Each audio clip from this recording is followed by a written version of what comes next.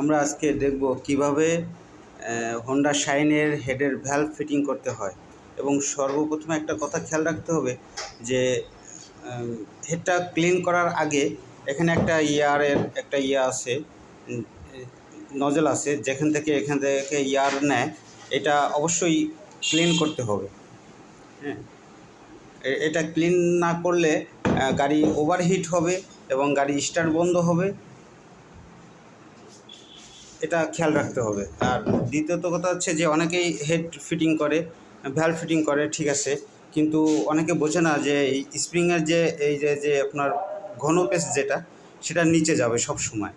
এই যে এই ঘন পেঁচগুলো সবসময় নিচের দিকে যাবে, না হলে এখানে একটা অন্যরকম টেনশনার আসে, যেটা গাড়ির জন্য ক্ষতিকর। ঠিক আছে, এটা মাথায় রাখতে হবে। আজকের আমরা দেখলাম কিভাবে হেড ফিটিং হয়, তারপরেও সম্পূর্ণ দেখানোর চেষ্টা করতেছি। ধরো এটা এরকমভাবে ধরো।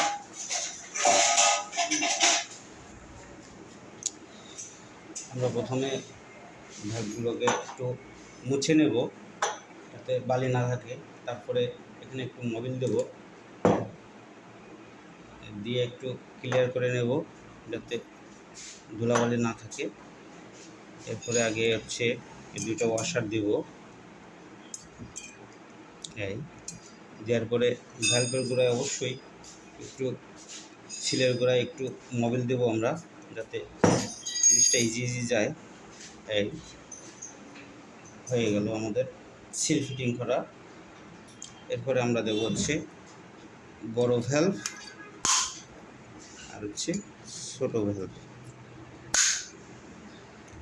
এরপরে হচ্ছে এই যেটা আগে বলছিলাম আর কি, যে এই ঘন প্যাচ যেটা, সেটা আগে যাবে।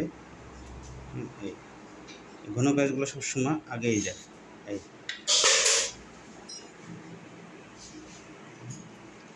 তারপরে আমরা লক দিব।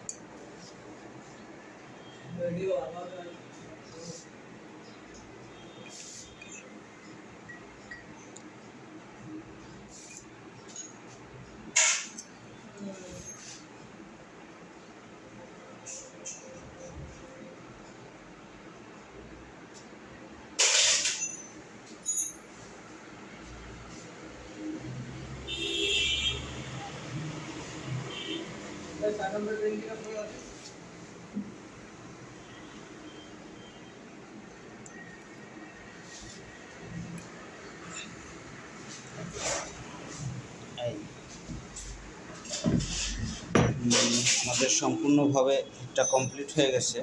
এরকমভাবে যদি আপনি হেডটা ফিটিং করেন, তাহলে সম্ভবত গাড়ির স্টার্ট অন অফ বন্ধ একটু হবে, তখন আর ট্রাবল করবে না, গাড়ি হিট হবে না, কালো ধোঁয়া বেশি মারবে ওটা যদি বন্ধ থাকে।